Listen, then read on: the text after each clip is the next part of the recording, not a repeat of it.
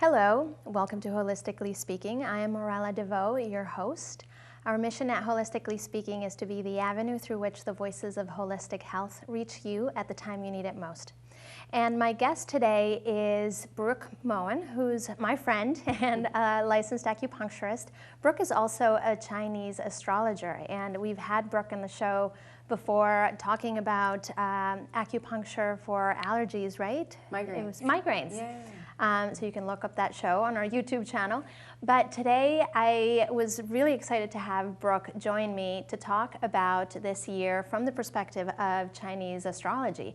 It's the year of the wood horse, right? Yes. So it's a really kind of a, I know you described it as vast, but Chinese astrology can be pretty complicated. So if you can give us like a general, well, first of all, welcome. Thank you. Thank you so much. Thank you for having me. So if you can give us a little bit of an idea for our viewers at home who maybe have never heard of Chinese astrology, or maybe they've heard of things like, oh, it's the year of the rat, or it's the year of the dragon, or and now it's the year of the horse, or whatever. Yeah. So can you give us an idea of what Chinese astrology is and a little bit of how it works? Sure. So when we say Chinese astrology, what we're really referring to is about 5,000 to 8,000 years of history of keeping track of the cycles of things. We say in Chinese medicine and astrology how qi moves through time. And what we mean by that is as mundane as what you notice, that the seasons, the cycle of things inside of your body, in the environment.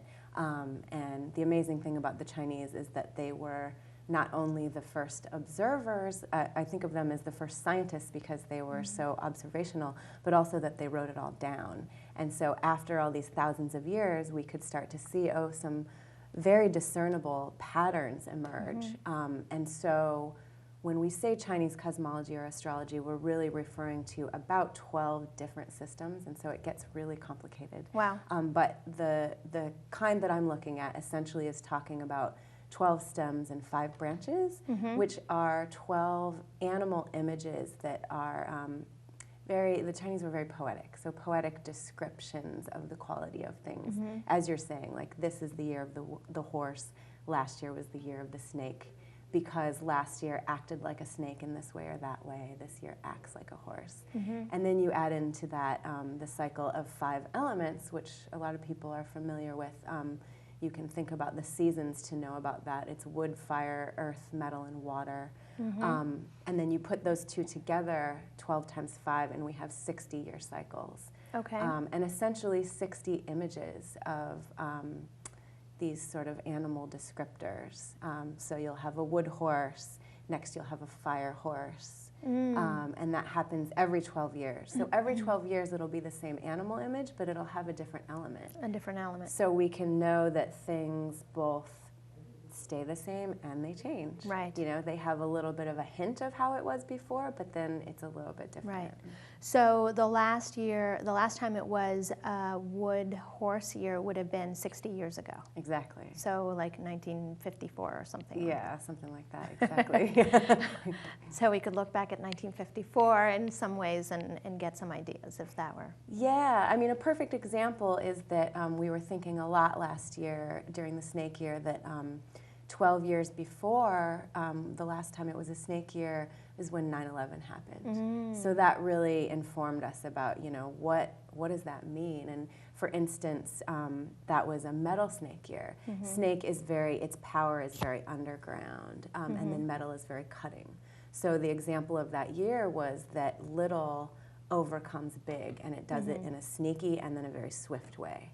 So that's what metal snake is about. So then 12 years later, last year, we have snake again, so same idea that there's a lot of power and it's very underground and it's hard to see, but this time it was water, so it had more of a pervasive quality. And so I'm using that as an example because the horse is a little less dramatic, which is actually what a lot of us are looking forward to after the last few years. But I think the last time it was wood horse year was the Eisenhower years, and we can joke and kind of say wasn't a lot happening. Right, yeah. Just the yet. Leave it to Beaver kind of Exactly, lifestyle. Yeah. exactly. Which, again, a lot of us are looking forward to, because we were in a cycle the last 4 years of metal and water, which is very intense and dramatic, and a lot of reflecting and deep and internal and underground. And this year, Wood Horse, we come up and out and we ride out of it. Yeah. So a lot of people just in the last month, because the Chinese New Year started February 1st, are feeling this excitement and sort of, adolescent kind of energy of like, okay, let's get it moving. Yeah. So different than the end of last year when we were very down and in. Yeah. That's so interesting that I hadn't really thought of the fact that the New Year starts in February, but I just really feel that February, all of a sudden I had all this energy and changed my office, and it just like got rid of so much stuff. It's like, all right, let's get going, Right. It's how we feel. We feel as if it's spring, because in the Chinese calendar it is. Maybe weather-wise it certainly isn't, or we got a little tease of it in Vermont, and it's still, weather-wise winter, but in the cycle of things, very much spring, time for renewal and starting over. Right. So tell us then, what does this year bring for us? What's the quality of the energy in 2014 that we can expect from this Wood Horse? Well, a good way to think about it is if I break it down a little and tell you, what do those things mean to the Chinese? Yang, wood, horse. Well, first of all, yang and yin are relative descriptions of everything in the universe. Yang is forward motion, and yin is rest and reflect and nourishment. So already we know it's a yang year, it's time to move forward. And then the horse for the Chinese, when they first discovered and started to breed the horse, they thought, oh, this is going to be a great plow animal, great for agriculture. Put a bridle on it, it plowed to the end of the row, and then busted out of the bridle and took off. Yeah. So that tells us, okay, it has this strength, but then the Chinese learned, but it also has this wildness and this independence, and that's important too. And so the two main things I think about for the chi of a horse is it's a herd animal, so the doing is very important, and being in relation to others is important, but it's also has this wildness, and so sort of this, I want to say, hard to bridle. It wants to kind of take off in all of these directions. Right. And then we add wood into that, and wood is the beginning of the cycle. It's springtime. Think of it as like infancy. It's almost unformed chi. It's like the sprouts trying to push up through the earth, but they haven't quite gotten anywhere yet. Right. So you put all that together, and it gives you a real sense. It's if you imagine a colt, a little baby horse on its shaky legs, and it's trying really hard to run forward, and it's stumbling all over itself. Yeah. So if we think about that for this year, we think, well, what's the energy that's available? It's this it's the energy of possibility. And so I'm really telling people that the most important thing to think about this year is education. Yeah. And not education necessarily in like memorizing, but to really educate as you would a young thing. It needs to be sort of shown the right way to go. It needs to be funneled in a certain direction. And if you're able to do that, then all of this possibility is available to you. Right. But it's really important to also not get too excited, especially right now. And I think people have been noticing this in the last month. It's a little overwhelming, the energy, because there's so much, and like I said, it wants to go in all these directions. And so, an example is to, of course, take a class, do something you've never done before. Right. Another option is to think about what are the ways that you haven't yet integrated all the things that you do know into what you're doing in your life.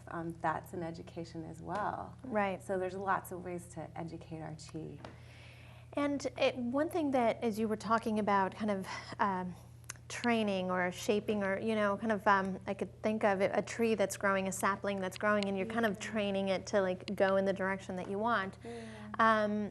Would it also translate into maybe a little bit more attention or consciousness around, say, your lifestyle habits and, kind of what you're doing for your health, or how you're kind of creating systems for yourself. Do you know what I mean? Does that apply to that? Absolutely, yeah, because again, if you think of a horse, a thoroughbred, they're well trained, look at what they can do. But a horse that isn't trained is running all over the place crazy. And so all of that is available. We always have both options available, and I think as you and I were chatting about before, the energy is moving forward regardless. It doesn't care about us. Right. So it's kind of up to you what you do with it, and it can go in whatever direction you tell it to. So absolutely, implementing which way you want it to go will be really vital. Yeah. And so, because kind of what I'm hearing you saying from our conversation is that this year has the potential to have that really strong forward-moving motion, and that what you want to do is kind of channel it, kind of set it so that you go where. What if people are not doing the things that they need to be doing, or they're not necessarily channeled in the direction? Like, what happens, and how do people identify that? Yeah. Well, the beautiful thing about Chinese philosophy is that it's a circle, it's not linear, and it's the whole idea that we're not a self watching the world, or there isn't some daddy or I'm not telling you there's a right way or a wrong way, right? It's that our conduct is making up the world we're in. So results are really immediate, number one, and number two, it's all a circle, so there'll be another chance. Right. Whether it's next year, whether it's in 12 years, whether it's in 60, it's our impatience that tells us that's not good enough. Right. There's always another chance, number one. And number two, I always tell people, the way that you can know if you're aligned with how things are flowing or not is, how are you feeling? What are you noticing? Are things working for you or aren't they? And if they're not, maybe that energy isn't guided in the direction that you want it to be. Right. And so small adjustments can go a long way. Right.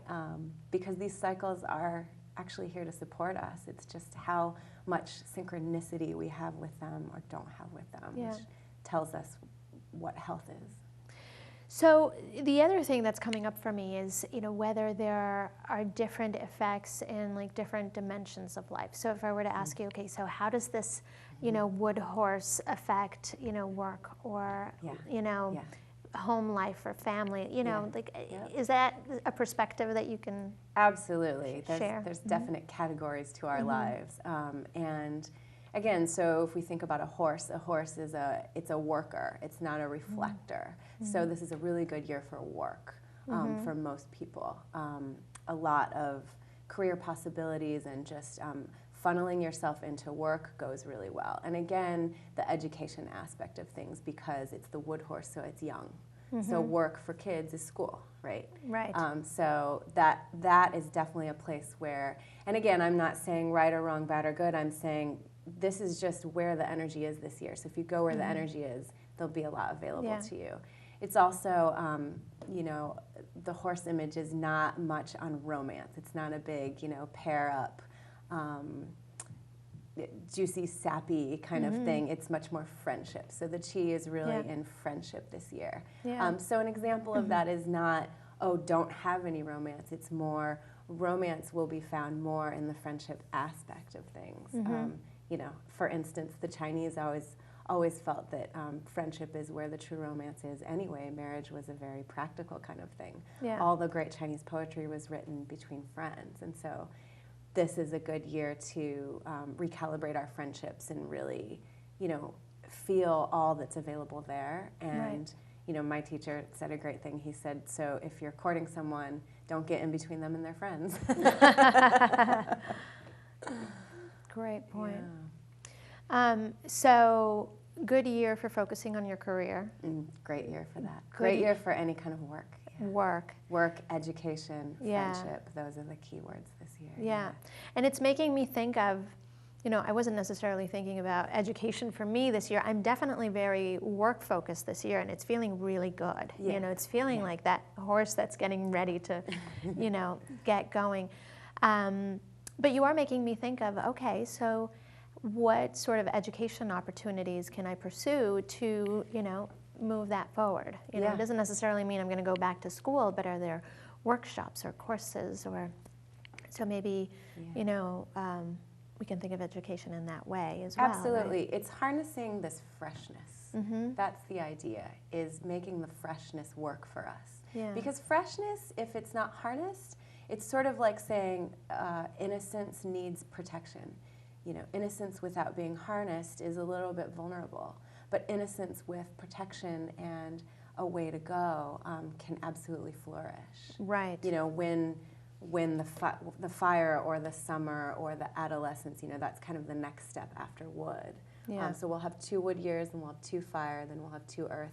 And again, it's like moving through the life cycle. So by the time we get to earth, which is like middle life, everything has been set up, but that's not for several more years. So it's also good to remember this in a really big context. Right. You know, we don't have to get all this complete a year from now. It's not like a year from now it all ends. Right. It just transitions into the wood goat year, which will have a little bit of a different flavor, but still this freshness. So Right. lots of I was going to ask opportunity. you, so next year, what animal it was going to be? So you just said it's the Wood goat. Yeah, so the goat is still a herd animal, and again, this is a progression, but it's a little more concerned, a little less concerned with work for work's sake, and more concerned with social justice and aesthetics. And when we say aesthetics, we mean making things beautiful for the greater good so that everyone can participate. So there'll be, you know, and it's a yin year. So this year's the yang move forward, and then we'll come back in a little bit. So it's always doing this, out and in, out and in. But there'll still be this flavor of wood and freshness and the herd mentality, so to speak, which just means relational. Right. So I'm always wearing the, you know, health perspective. You know, how do we create better health for ourselves? So from that angle, what does Wood Horse Year say about, you know, creating health? How does this help? How might it help people with their health and well-being? Well, the same themes apply. So again, we think, you know, it's for, I keep thinking for practitioners, it's if you get a lot of one-offs or people come, you know, sort of suddenly and have an acute injury and then you don't ever see them again, don't take it personally. You know, that's very Wood Horse. Yeah. So again, the possibility that things can come and go very quickly is really nice. And in the same token, don't expect that it's a year that chronic issues will be immediately resolved. It's, you know, again, the freshness and childlike quality of things. And in terms of using it for our own health, the healthiest thing we can do is to be in synchronicity with what's going on. You know, participating, the idea of reciprocity with the cycles and the seasons. And, you know, I'm a big fan of living according to the seasons. So it's sort of like, you know, the standard recommendations that I give, that right now we're really excited about spring, but still remember that you're storing and you don't have a lot of chi yet. And then when the summer comes, you know, letting it out a little, you exercise more, you sleep less, that kind of thing. And when the fall comes, pulling it back in and getting more reflective and eating more warm foods, you know, that's always applying. But in terms of this Wood Horse thing, the freshness and the energy is where it's at. So, you know, even things like, it's with the young folks, younger practitioners, younger doctors, that kind of thing, more innovation. Innovation is going to be much more helpful than archaic kind of things. Right. So the other thing too, knowing just a little bit, and I'll share with our viewers that you do private sessions, so like private astrology sessions and getting your whole Chinese astrology chart, which is fascinating. And so that's the only taste of it that I've had, and obviously this conversation, but I'm assuming that just like in regular Western astrology, different signs are going to receive influences or be affected by astrology influences differently. Yes. So my guess would be that each individual, depending on their animal, their year, whatever they are, is going to receive this Wood Horse differently. So I know I'm kind of putting you on the spot. We didn't talk about this before, but are there any specific people for whom this is going to be more challenging than others, or those for whom this is going to be a really phenomenal banner year? Does that make sense? Oh, absolutely, absolutely. Yeah, I was thinking that as we were talking about the health piece, I was pausing a little bit because I was thinking, well, it really depends on the person. It depends on their character. It depends on what's in their chart and what's going on for them at this particular time, and just generally. And again, it's sort of, does it sync up? You know, the idea is that in life we're all sort of at this buffet. We have all these options available to us. And at some points in life, this dish will taste better to this person than this dish will to this person. So yes, I mean, the short answer to your question is absolutely. Yeah. Some it will match energy better than others. And I mean, yeah, the best way to do that is to get a natal chart done. And as you know, you get a lot of great information about your character and what's available to you. So I almost want to ask, so what does it do for the water ox? Well, oxes do well because you're so strong. So the freshness might confound you a little. But your strength is always on your side. So I just, since we're talking about this, I just want to let our viewers know that I had this experience with you of getting my natal chart done. And, again, looking at it from the perspective of well-being and wellness, and it's just remarkable how profound the description, the characterization that you get of yourself through the Chinese astrology chart. And it really helps you see, your own motivations, your own patterns, even things that maybe you chastise yourself for and realize, oh, this is just how I am, and it brings a deeper level of acceptance in some ways. So it's just a phenomenal tool I found from doing the session with you. So if you could tell us a little bit about what that looks like and what you would do if somebody says, all right, I really want to see what this year has in store for me. So what would walk us through what a session with you would look like for that purpose? Yeah, well, to your point, I just feel like my favorite part about doing this is that it really gives people permission, permission to be who they are, and it also really taps into what you already know. Everyone has a real sense of who they are and why they're here. I really believe that, and it just taps right into that. And the feeling I always get from people after a reading is, oh, I knew it. Thank you for allowing me to know what I actually know. But yeah, essentially, the natal chart that I do is based on the exact time and place that you were born. And I come up with a chart and I study it, and then we get together and we talk for about an hour and a half about two essential categories, which are your character and your fate. And fate is a heavy word that I wish I could find a better one to use because it implies that there's this stuckness and you can't change it, and I don't think that's true at all. I'm always very quick to say this isn't fortune telling. We're basically just talking about the obstacles and opportunities that are available to you based on how you match what's going on around you. And so in terms of the year, it just really helps to know more about your character, because then you can know how well it matches or doesn't match what's going on right now. Right. And so, remembering from the consultation with you, that session with you, I think for me that whole kind of fate piece was almost like, what's your life story about? Like what's the story that you came to tell or live, or what's the tendency? Is that absolutely? Yeah. Well, we think there's three traditions informing this: Buddhism, Taoism, and Confucianism. From the Confucian point of view, it's always about the collective. How can you contribute to the greater whole of your society? The Buddhist point of view is, what were you reincarnated to do? What did your past lives lead up to now? And then what legacy will you be leaving when you leave for future lives and people? And then the Taoist perspective is about your ancestors. How are they working through you in your life? And then what sort of things do you need to wrap up before you become an ancestor?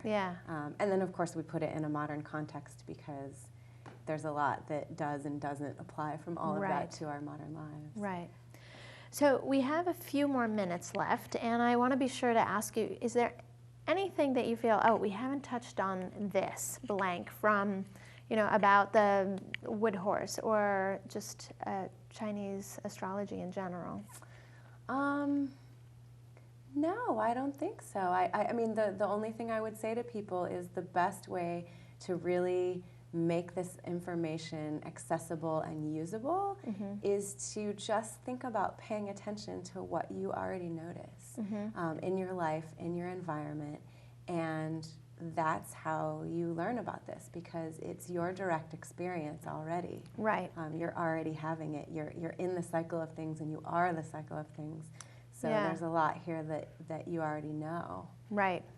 So I want to be sure to show our viewers how to get in touch with you if people are wanting to maybe get this session with you and go a little deeper into what is the Chinese astrology system, saying about their life right now, their life story, and how this year might support them. So if we could just show the screen. So this is Brooke's website, Brooke Moen Acupuncture, as acupuncture.com. As we said, she's a licensed acupuncturist here in Burlington, so you can also look her up for that. And on Facebook, facebook.com, obviously, Brooke Moen Acupuncture. And that's how you can get in touch with Brooke and schedule your appointment.